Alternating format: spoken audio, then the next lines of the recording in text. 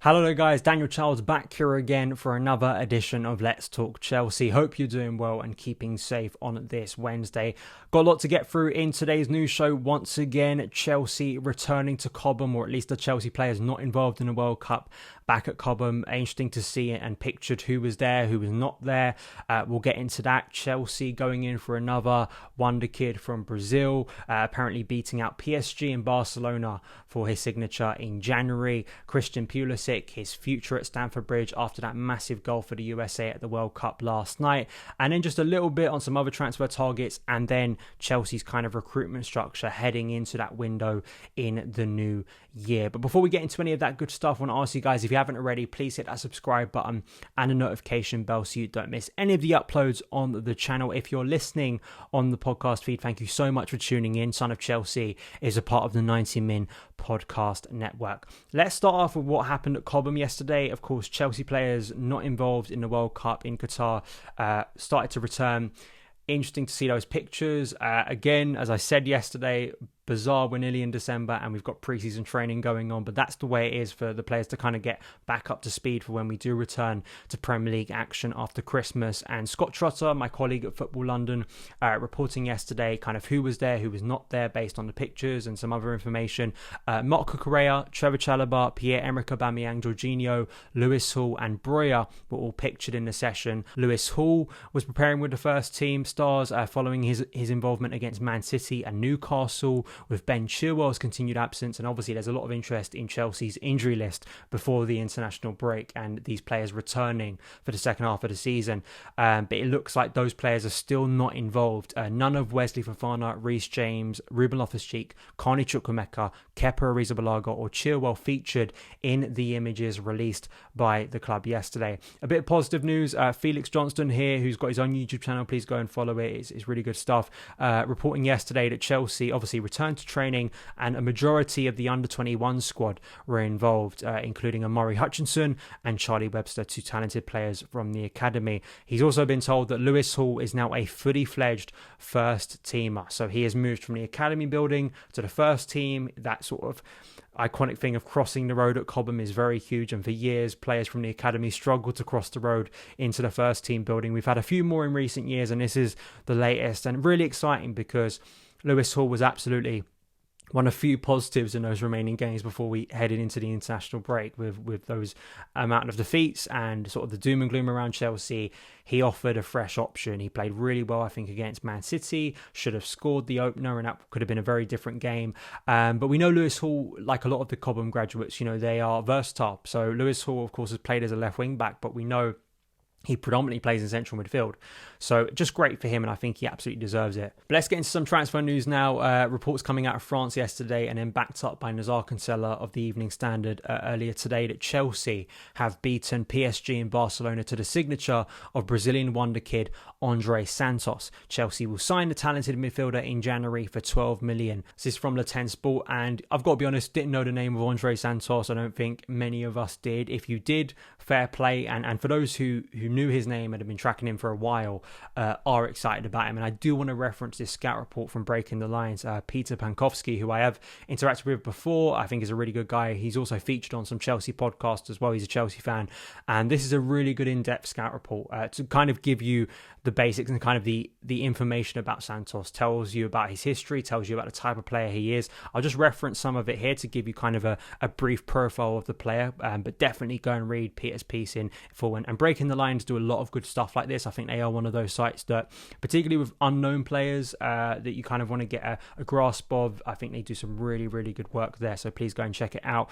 But he says in the piece here, sitting at 180 centimetres, 5'11", Andre occupies the central midfield area in what is more of a box-to-box role. Due to his level of work rate and ability to cover a vast amount of ground due to his big frame, Andre impacts both phases of the game equally. So I think for Santos, and it's a big thing for Chelsea. Endrick from Palmeiras is another Brazilian WONDERKID that Chelsea apparently are after for January. It's all about the hope of acquiring these players. Hopefully they turn out to be WONDERKIDs. They turn out to be big players for Chelsea. They either come into the academy like we've seen with Hutchinson and Cassidy, another midfielder we bought over the summer, who scored an amazing goal against Peterborough in the EFL Trophy last week. Just a stunning strike. If you haven't seen it, which I assume most people have, please go and search it because it is amazing. And I think he scored a couple goals in another friendly over the weekend. So he's starting to suit life, I think, at Chelsea. So we may see a bit of him in the next year if he gets maybe a cameo in the first team. So hopefully Santos can provide a lot of quality in the coming years if he does develop into a better talent at Stamford Bridge. Let's move on to Christian Pulisic. Obviously scored a huge goal for the USA last night. I was working the game for Football London. Obviously I was focusing on the England game as well, but I was writing about that game, obviously looking at Christian Pulisic and the classic Christian Pulisic goal at the back post. So Gino Dest, a really good headed knockdown, and it was just a simple finish at the back post, but this has been Pulisic's best attribute at Chelsea. He's always had this anticipation inside the box, which is always what has made me a little bit hesitant to give up on him, because I think there are a lot of goals in that player if he can remain fit. It felt typical that Pulisic scores this huge goal, and it kind of symbolises both sides of his career so far, that he scores the goal but is injured in the process of doing it. Really brave finish from Pulisic, getting in there. Apparently he had an abdominal injury, carried on in the first half, but had to be taken off at half-time for Brendan Aronson of Leeds.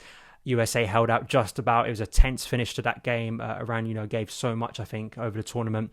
But USA get through, and apparently Pulisic, touch and go for wherever he appears in Saturday's game against the Netherlands. But a massive moment for him. And this report came out from The Athletic, Liam Toomey writing that Pulisic has stalled at Chelsea.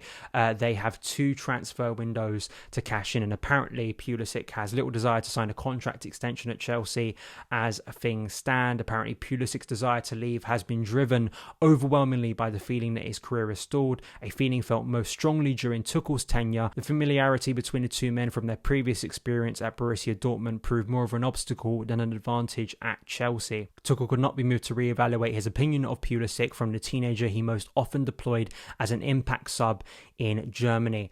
So I spoke about Hakim Ziyech yesterday. This is kind of one player that we think will be moving on soon from Chelsea. Pulisic is kind of still a bit unknown whether he would leave permanently in January, whether anyone's going to offer the money for him in January, or there is obviously that alternative solution where, he becomes a bigger Chelsea player and he breaks back into the first team and he really develops into something special. Because I do think that has always been a possibility with Pulisic. I think that you saw it again last night, and you see it on the left wing, when he plays in that role that we saw under Frank Lampard, his best run at Chelsea. And in brief spells since then, I always think he is a left winger. You put him in that role, you put him out wide, he's able to break in, make those diagonal runs. I think he's always been good at that.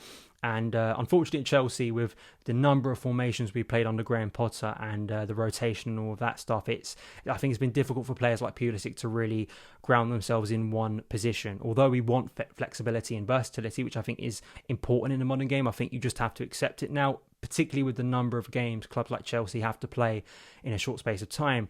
I think Pulisic, like Ziyech, may just see a better route elsewhere. Where that would be, I'm not sure. I mean, Newcastle continue to be linked, but a massive moment for him. It's the same with Ziyech. I'm happy to see Pulisic get that moment for his nation, and hopefully for his sake, he's fit by the time that game rolls around against the Netherlands at the weekend, because it's going to be a massive one.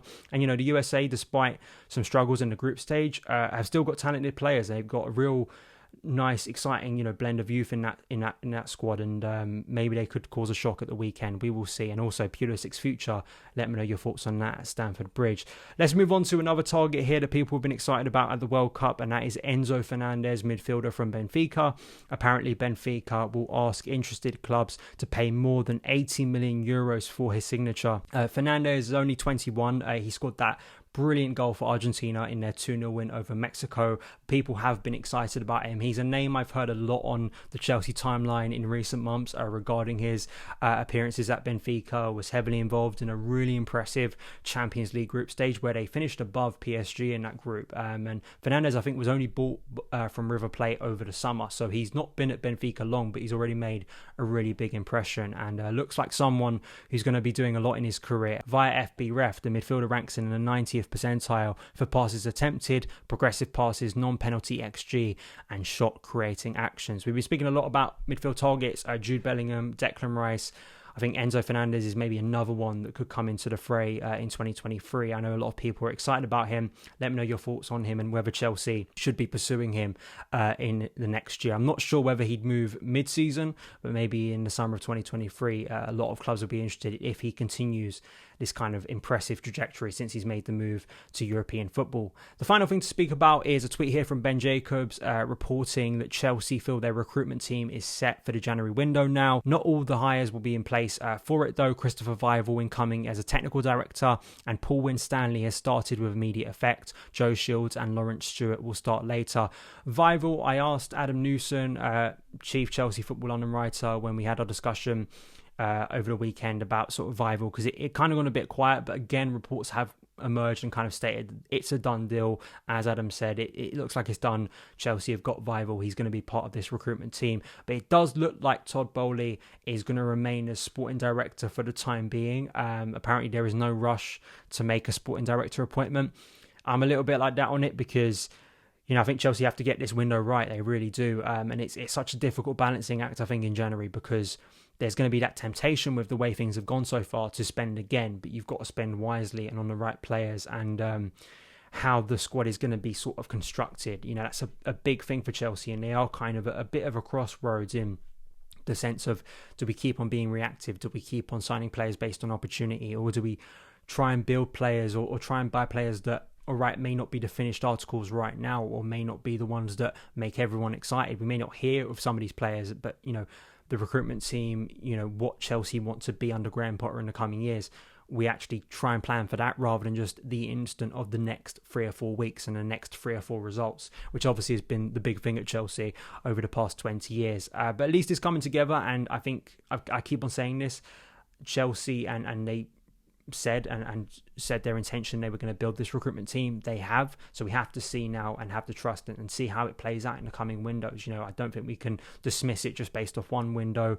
Another thing Adam said, you know, and I do agree, there's been a lot of revisionism over the summer window already because things haven't gone so well. I think we need to see that for a little bit longer with the new signings and take a longer view of those players. And also what we do in January will be critical for not only this season, but I think for the next 2 or 3 years with Graham Potter at Chelsea. But that is it for today's news video. Thank you so much for tuning in. If you are watching on my YouTube channel, please hit that subscribe button and the notification bell so you don't miss any of the uploads. Follow me on Twitter at SonOfChelsea, and I will see you again very soon. All the best.